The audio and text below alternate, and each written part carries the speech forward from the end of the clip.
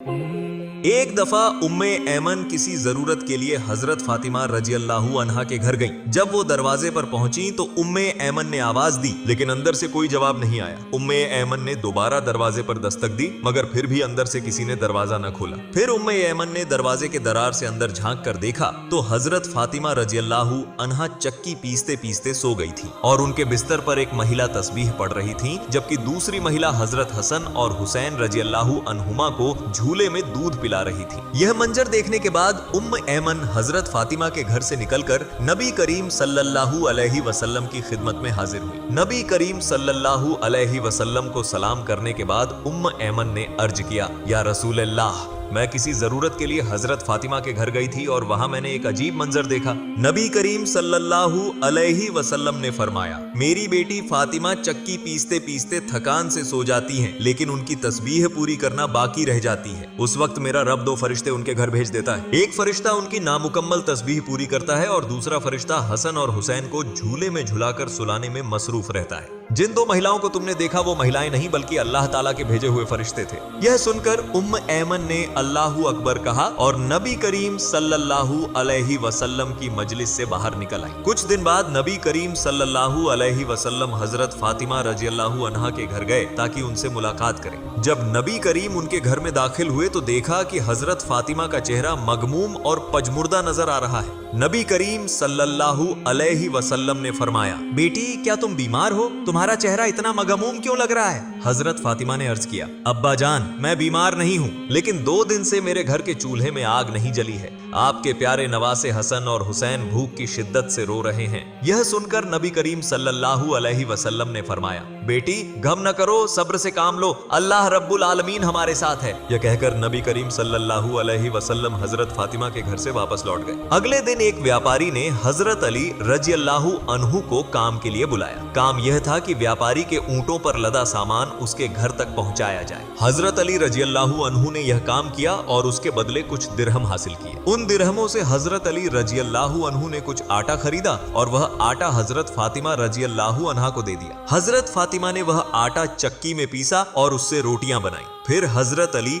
रजी अल्लाहु अन्हु को जगाया और सबने मिलकर वह रोटियां खाईं। खाने के बाद हजरत फातिमा ने कुछ रोटियां नबी करीम सल्लल्लाहु अलैहि वसल्लम के लिए लेकर गई और अर्ज किया, अब्बा जान, यह रोटियां खाइए, आज 2 दिन बाद हमें यह रोटियां नसीब हुई हैं। नबी करीम सल्लल्लाहु अलैहि वसल्लम ने 3 दिन के भूखे रहने के बाद वह रोटियां खाईं और फरमाया, बेटी आज 3 दिन के बाद मैंने तुम्हारी दी हुई रोटियां खाईं। एक दिन हजरत अली रजी अल्लाहु अन्हु ने हजरत फातिमा रजी अल्लाहु अन्हा से कहा, फातिमा, मैंने सुना है कि नबी करीम के पास कुछ कैदी आए हैं। तुम्हारे हाथ चक्की पीसते पीसते जख्मी हो गए हैं। अपने वालिद से कहो कि हमारे लिए एक खादिमा का इंतजाम कर दें।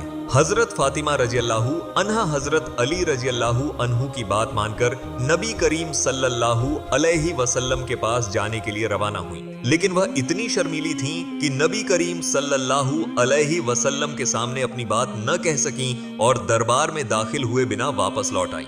उस समय हजरत अली रजी अल्लाहु अन्हु ने समझ लिया कि हजरत फातिमा रजी अल्लाहु अन्हा अपनी शर्म और हया की वजह से नबी करीम सल्लल्लाहु अलैहि वसल्लम के सामने खादिमा की दरख्वास्त पेश नहीं कर सकी। तब हजरत अली रजी अल्लाहु अन्हु ने कहा, फातिमा आओ हम दोनों नबी करीम सल्लल्लाहु अलैहि वसल्लम के पास चलकर खादिमा के लिए दरख्वास्त करते हैं। यह कहकर वे दोनों नबी करीम सल्लल्लाहु अलैहि वसल्लम की खिदमत में हाजिर हुए और खादिमा के बारे में बात की। नबी करीम सल्लल्लाहु अलैहि वसल्लम ने इस दरख्वास्त को स्वीकार नहीं किया। इसके बाद हजरत अली और हजरत फातिमा रजी अल्लाहु अन्हुमा आदर के साथ नबी करीम सल्लल्लाहु अलैहि वसल्लम की सभा से वापस लौट आए। अगले दिन नबी करीम सल्लल्लाहु अलैहि वसल्लम हजरत फातिमा के घर तशरीफ लाए और उनसे कहा, बेटी मैं तुम्हें कुछ तस्बीह पढ़ने के लिए दे रहा हूँ। अगर तुम यह तस्बीह नियमित रूप से पढ़ोगी तो अल्लाह रब्बुल आलमीन तुम्हारे घर में हमेशा रहमत और बरकत प्रदान करेगा।